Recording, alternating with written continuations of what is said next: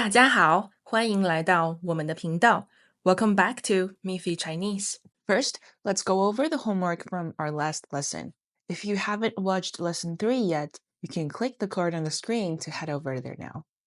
The first sentence, the word in the brackets should be 是.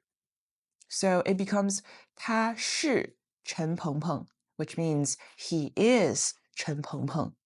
So 他是陈鹏鹏，是泰国人. Here we use the to be verb 是. Sentence 2. For the first bracket here, you can fill in any person.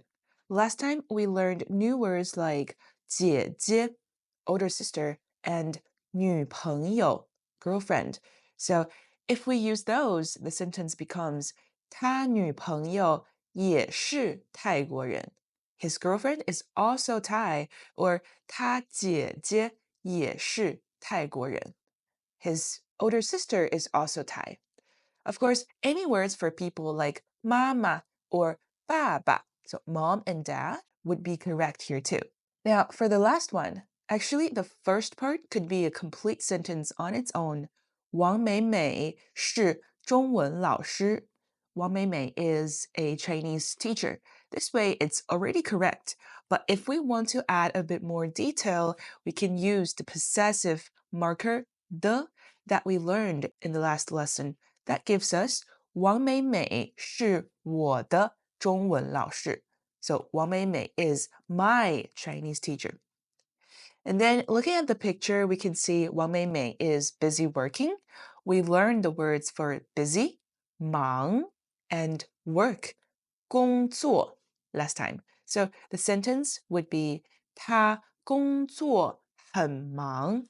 She is very busy with work.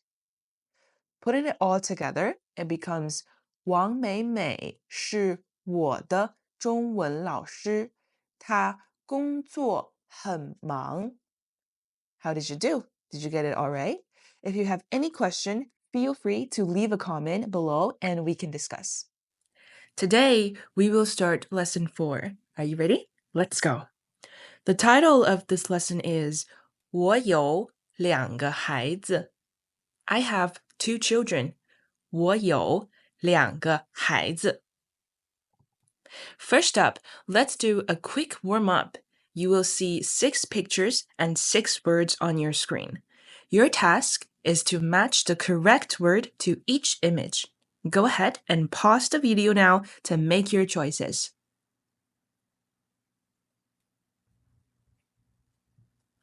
All right, hopefully you've got your answers ready. Let's see how you did. First, let's pick out the ones we've already covered. Option F, 老师. 老师. We know this means teacher, so that goes with picture 1.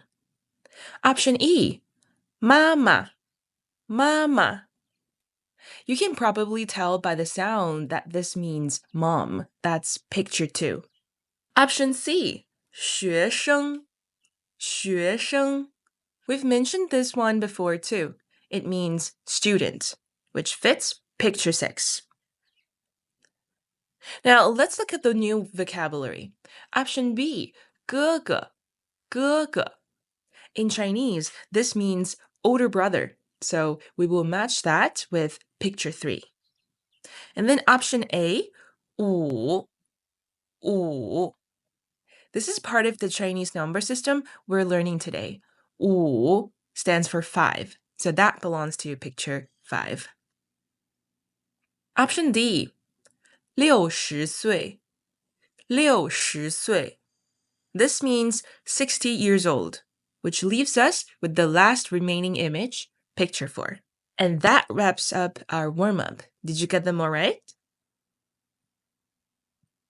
Next, let's go ahead and listen to the text for this lesson.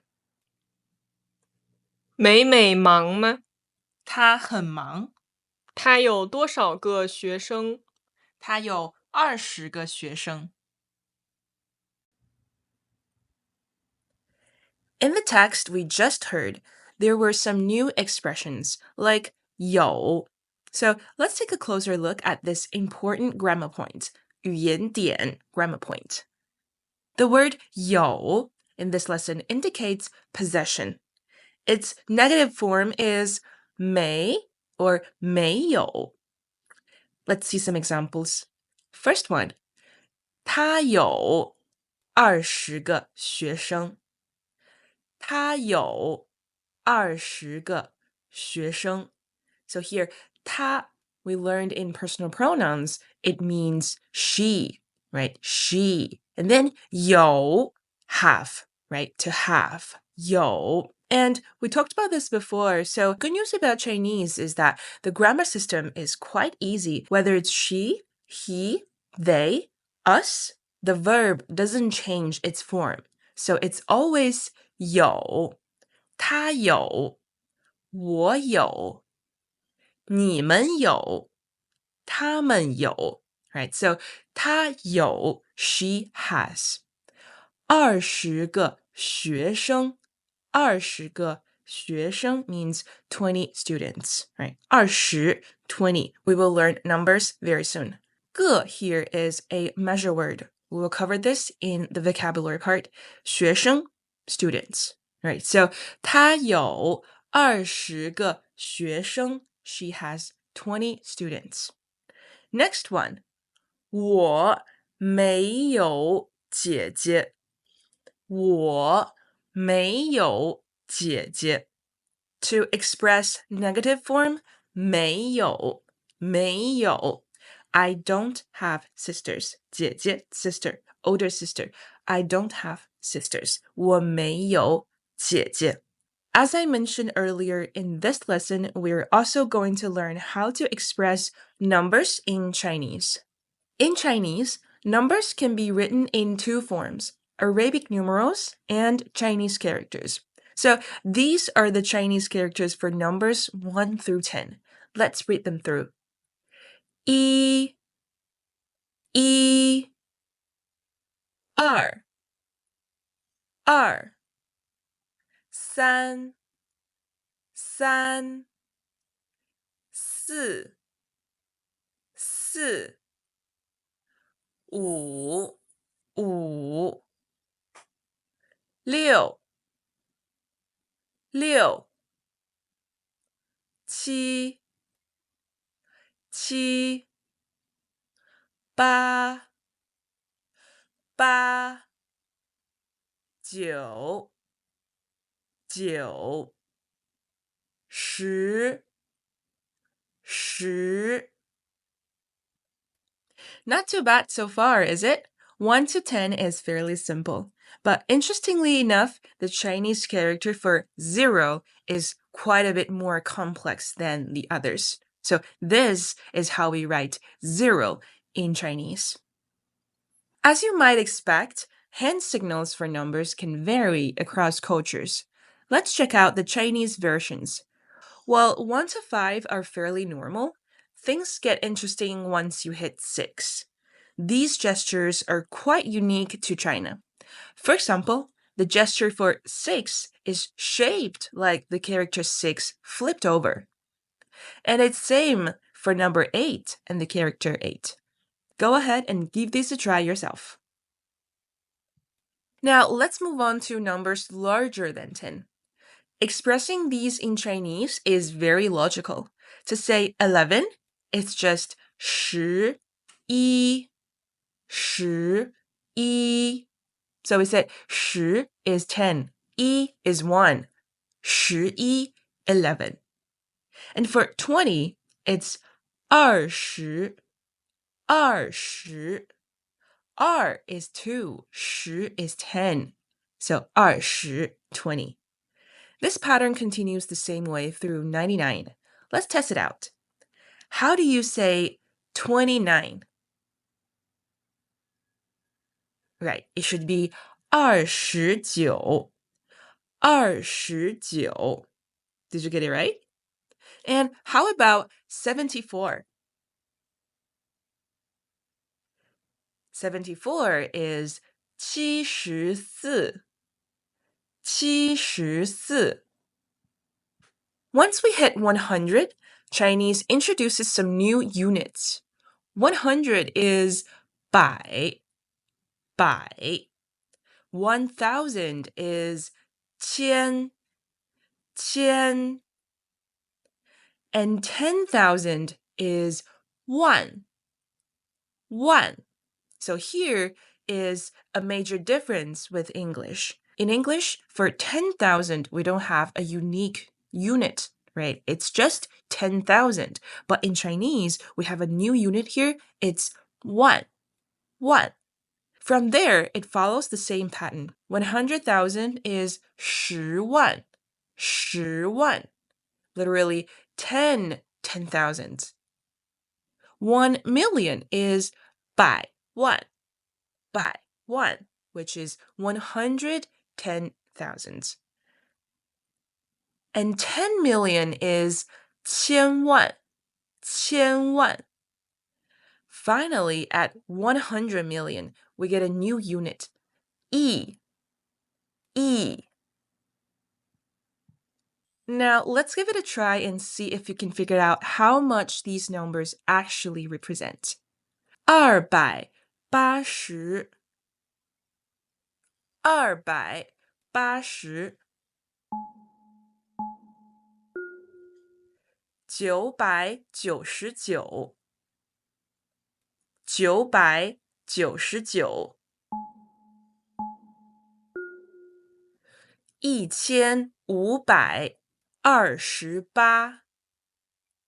999 999 1528 1528